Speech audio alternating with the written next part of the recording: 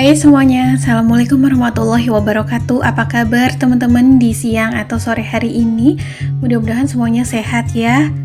Dan di sini aku kembali lagi menyapa teman-teman di sana dengan kegiatan aku, karena dari beberapa hari ini banyak sekali teman-teman yang nanya gimana cara menabung harian aku dari sisa-sisa anggaran rumah tangga. Terus juga ada yang komen, Mbak Diama gimana cara evaluasi keuangan rumah tangganya. Jadi di sini aku mau spill dan sharing tentang keuangan rumah tangga aku ya. Jujur ya teman-teman, di sini aku tidak sedang menggurui atau apapun, tapi di sini aku sedang berbagi aja ya, berbagi pengalaman yang mana juga di sini aku bukan ahli keuangan. Jadi mungkin ada beberapa pertanyaan dari teman-teman yang mungkin tidak bisa aku jawab atau tidak bisa aku hadirkan. Misalnya, Mbak Diama tolong buatin budget rumah tangga buat rumah tangga aku dong dengan budget sekian-sekian. Itu jujur aja aku nggak bisa, karena aku nggak tahu kondisinya orang lain gitu ya teman-teman. Jadi aku hanya bisa sharing tentang keuangan rumah tangga yang aku punya. Nah, di sini yang pertama, sebelum menabung dari sisa-sisa anggaran rumah tangga, aku selalu untuk menyisihkan tabungan awal bulan, yaitu sebesar 10% dari pendapatan, yang mana pendapatan aku itu 4 juta rupiah ya. Pendapatan 4 juta rupiah ini adalah pendapatan gabungan antara aku dan suami aku. Mungkin untuk teman-teman yang ngikutin aku dari lama udah paham ya dan udah tahu. Setelahnya di sini aku akan catat anggaran rumah tangga aku, pengeluarannya itu apa aja. Nah, ini ada 3 kolom ya. Yang pertama, aku tulis budget estimasi atau budget yang aku anggarkan dalam setiap pos budget pengeluarannya. Lalu ada budget aktual atau anggaran yang memang real yang aku bayarkan. Lalu ada kolom yang ketiga yaitu sisa ataupun selisih. Jadi nanti kalau ada sisa atau selisih bisa dicatat. Dari yang pertama, kebutuhan atau pengeluaran bulanan aku adalah yang paling wajib KPR rumah ya. Karena rumah aku masih KPR dan KPR-nya itu 850.000 per bulan. Di mana antara budget estimasi atau yang dianggarkan dengan budget aktual atau budget real yang aku bayarin juga senilai tersebut 850.000. Sehingga pada kolom sisa atau selisih itu tidak ada sisanya ya, atau tidak ada selisihnya. Lalu yang kedua adalah budget listrik, di mana aku setiap bulannya itu menganggarkan 150.000 karena memang listrik di rumah aku itu dayanya 900 watt tanpa AC ya teman-teman. Biasanya dalam beberapa bulan ini tuh hanya kepake 125.000. Jadi ada selisih untuk token listriknya ini 25.000 rupiah. Biasanya aku ngisi token listrik itu lewat mobile ya teman-teman, lewat Brimo. Jadinya tuh kalau ada sisa anggaran atau selisih aku endapin aja di rekening. Jadi nanti nabungnya karena kan digabungin juga ke rekening. Lalu yang ketiga ada budget PDAM atau air. Nah, ini mengalami kenaikan udah 3 bulan ini. Biasanya aku hanya anggarin 50.000 karena habisnya cuma 40.000, terus 45. Tapi 3 bulan terakhir ini mengalami kenaikan yaitu sebesar 80-90.000. Makanya aku selalu anggarin 100.000. Di mana pada bulan kemarin itu habisnya 97.000. Jadi aku ada sisa anggaran atau selisihnya 3.000. Nah, ini juga aku bayar lewat Brimo atau mobile banking. Kemudian untuk wifi di sini aku anggarin 365.000, tapi untuk bulan kemarin hanya terpakai 128.000 ya, karena ada tagihan yang lumayan membludak pada bulan kemarin-kemarinnya. Jadi mungkin pada bulan berikutnya itu lebih murah, berapa nih, bisa setengahnya atau seperempatnya, sepertiganya ya, karena memang kita juga udah komplain ke pihak IndiHome-nya. Jadi untuk pos budget wifi ini ada selisih 237.000. Ini sisanya ya, lumayan banget. Aku juga biasanya bayar wifi ini lewat mobile banking. Jadi sekarang kalau misalnya nih aku budgeting terus tidak ada fisik uangnya, harap maklum ya teman-teman, karena sebagian aku memang bayar-bayarnya tuh pakai mobile banking, kecuali kayak belanja-belanja bulanan atau mingguan. Belanja bulanan pun kadang pakai ATM gitu. Kemudian untuk iuran sampah dalam setiap bulannya itu 20.000 ya, dan ini untuk budget aktualnya pun atau budget real di lapangannya pun 20.000, sehingga tidak ada sisa atau selisih. Untuk kas bulanan di perumahan itu 15.000, untuk budget aktualnya pun sama, jadi tidak ada selisih. Untuk belanja bulanan biasanya aku anggarin 600.000 per bulan ya teman-teman. Tapi berhubung aku biasanya belanjanya sebulan itu 4 kali atau seminggu sekali itu dengan budget anggaran 100.000, maka biasanya itu ada sisa 200.000 ya, karena biasanya tuh dalam sebulan hanya 4-5 minggu. Terus yang 50.000 itu untuk beli gas. Untuk air minum di sini aku nggak beli karena aku ngerebus sendiri. Jadi untuk belanja bulanan itu ada sisa atau selisihnya itu 150.000. Lumayan banget ya, masuk tabungan juga. Lalu untuk belanja mingguan biasanya juga aku anggarin 600.000 per bulan atau 150.000 per minggu. Biasanya aku belanjain itu 50.000 untuk 2-3 hari. Untuk beberapa bulan terakhir untuk belanja mingguan ini hanya habis 500.000 per bulannya. Jadi masih ada sisa anggaran 100.000. Kadang-kadang sih habis kalau misal lagi pengen belanja buah ataupun kayak stok frozen food gitu ya teman-teman. Kemudian di sini juga aku menganggarkan budget sedekah 200.000. Ini selalu habis ya, jadi tidak ada sisa atau selisih. Untuk budget jajan pun sama, setiap bulannya aku anggarin 300.000. Budget aktual atau yang terpakai pun sama. Untuk budget jajan nggak pernah bersisa kalau di aku teman-teman.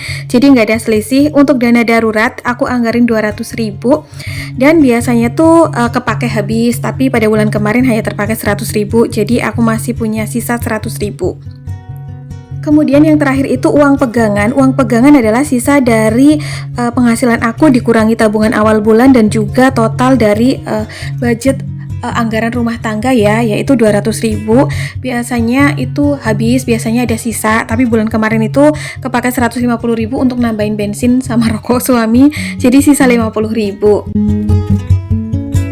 Nah setelah itu kita totalkan ya, pada budget estimasi atau budget yang aku anggarkan itu totalnya 3.600.000 karena dari budget 4 juta udah kepotong 400.000 tabungan 10% di awal bulan.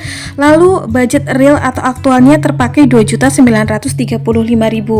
Jadi di sini aku masih punya sisa atau selisih 665.000. Jadi surplus ya teman-teman, tidak minus. Jadi untuk total tabungan pada bulan kemarin itu aku bisa menganggarkan atau bisa menyimpan 400.000 di awal ditambah 665.000 dari sisa anggaran di akhir bulan.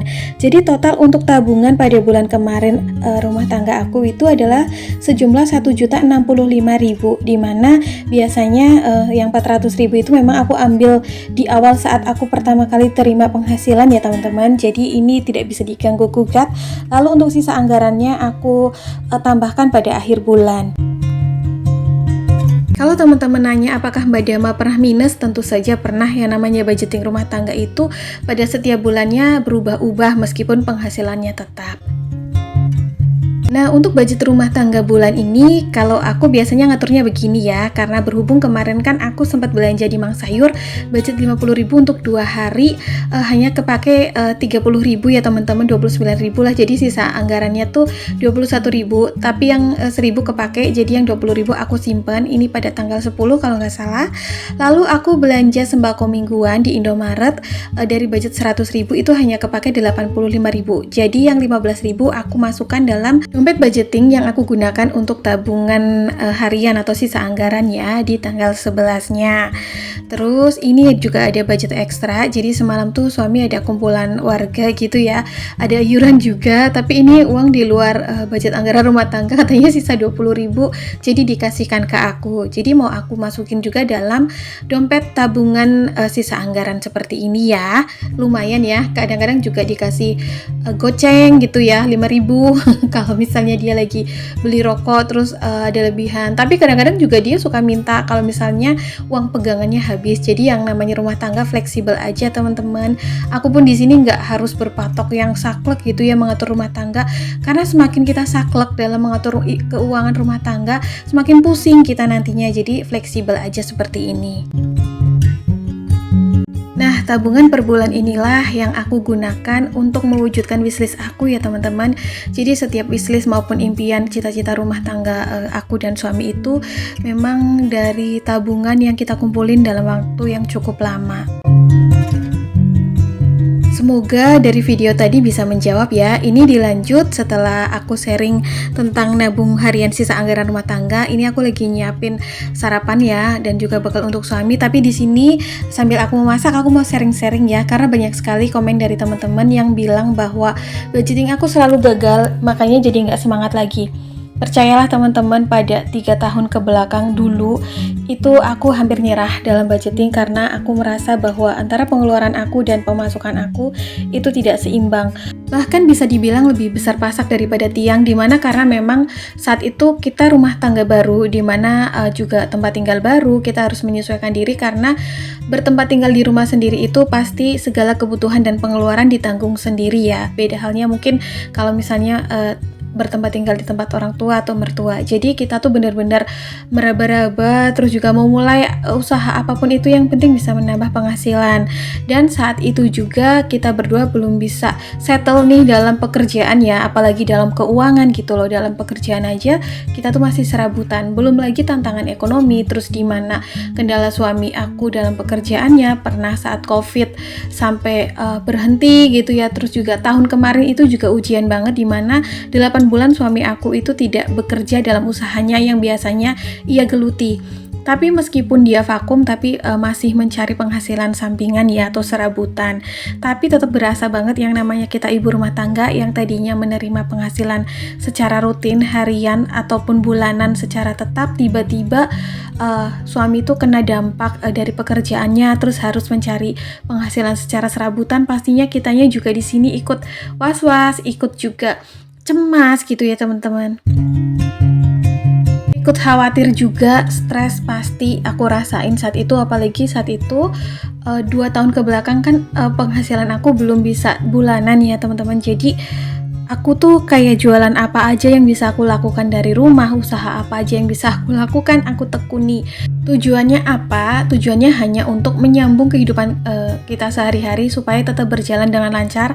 Karena di sini kan aku masih punya tanggungan KPR rumah, terus belum lagi tagihan bulanan. Bahkan hampir pada tahun kemarin itu aku nggak ada tabungan yang bisa aku lakukan setiap bulannya ya teman-teman. Kalau misal teman-teman nanya gitu ya, nabung aku secara 4 tahun untuk membeli sesuatu atau barang atau kendaraan, itu adalah memang tabungan itu tabungan 4 tahun, tapi yang aktif nabung itu selama 3 tahun ke belakang. Terus juga ketolong banget pada saat tahun kemarin itu adalah penghasilan musiman aku, yaitu berjualan kue. Mungkin ada teman-teman juga yang ngikutin aku dari lama, jadi tahu ya kalau penghasilan musiman aku agak lumayan bisa membackup untuk beberapa bulan ke depan atau bahkan bisa 1 tahun. Jadi itu penghasilan kue aku di tahun kemarin benar-benar aku gunakan untuk membackup kebutuhan aku selama 1 tahun gitu. Jadi ya memang yang namanya keuangan rumah tangga pasti ada naik turunnya ya teman-teman. Kadang bisa stabil, kadang juga bisa minus, kadang bisa pas-pasan. Begitu pula dengan aku, dimana di sini meskipun kayak aku ada penghasilan bulanan, tapi pada kondisi tertentu saat misalnya usaha suami itu lagi ada kendala atau masalah, ya mau nggak mau penghasilan tersebut untuk backup semuanya. Bener-bener gaji tabungan aku nggak bersisa, bener-bener memang untuk dialokasikan kebutuhan rumah tangga ya. Begitu pula suami, makanya ketika suami aku aktif lagi bekerja, terus kondisi usahanya mulai membaik kembali, itu menjadi warning atau peringatan dan juga pembelajaran untuk kita berdua, di mana kondisi ekonomi tahun-tahun kemarin misalnya lagi terpuruk dan lain-lain atau tantangannya lebih besar, itu benar-benar membuat kami itu seperti trauma gitu ya. Jadinya tuh benar-benar mewanti diri sendiri supaya nggak jor-joran, supaya nggak seperti dulu. Karena naik turunnya pendapatan keuangan juga pernah kita alami, di mana pernah surplus banget, penghasilannya lumayan banget, tapi kitanya tuh terlena, sehingga pada saat menghadapi tantangan ekonomi saat COVID waktu itu, terus juga saat suami aku sempat vakum dalam waktu yang agak lumayan lama, itu kan bener-bener membuat kami seperti tertampar ya. Maka dari situ kita tuh berdua bener-bener sekarang apapun kondisinya, baik surplus, minus maupun pas-pasan, kita berdua berusaha untuk bersikap biasa aja. Misalnya pendapatannya lagi banyak pun ya kita mengusahakan untuk pengeluarannya itu flat ya, jangan sampai juga berlebihan gitu. Dan di sini tuh suami aku memang mempercayakan dalam pengaturan rumah tangganya itu ke aku 100%, dimana dia hanya mencari nafkah, mencari penghasilan dan ngasih gitu ya, karena dia penghasilannya harian, ngasih ke aku setiap hari kecuali hari Minggu atau libur. Terus dia nggak manage apapun kebutuhan atau tanggungan bulanan. Jadi suami aku itu ngasih uang atau upah hariannya cukup nggak cukup itu harus cukup gitu. Jadi di sini kalau misal ada kurang atau misal ada apa gitu, itu urusan aku ya. Jadi aku yang nambahin teman-teman. Dan aku punya satu tips psikologi supaya kita tetap bisa menghadapi segala kondisi ekonomi dengan hati yang lebih tenang ya teman-teman, bahwa kita nggak boleh terlalu ngoyo perasaan dan pikiran kita. Aku dulu ya teman-teman saat kondisinya down, terus kondisi ekonomi terganggu gitu ya, kena kendala sana sini, ekonomi melemah. Aku tuh terlalu berambisi untuk bisa ini itu, untuk bisa mencari uang dengan jalan ini dan dengan jalan itu. Bahkan dalam konten pun dulu aku selalu memandang bahwa orang-orang ataupun senior-senior yang sudah terjun ke dalam konten kreator terus bisa mendapatkan penghasilan dengan mudah, dengan besar, itu selalu menjadi ambisi diri yang mematikan. Karena kalau ekspektasi kita tidak terwujud, ya alhasil tuh kita jadi stres sendiri gitu ya. Maka dari itu tuh aku menemukan gaya hidup minimalis, mulai menerapkan gaya hidup minimalis supaya pikiran aku lebih simpel. Karena hidup minimalis ini selain membuat psikologi aku lebih tenang, terus juga pola pikir aku terhadap kehidupan ini jauh lebih sederhana, keuangan pun jauh lebih terjaga dan mulai membaik ya. Karena di sini aku tidak harus mengikuti tren yang sedang berlangsung.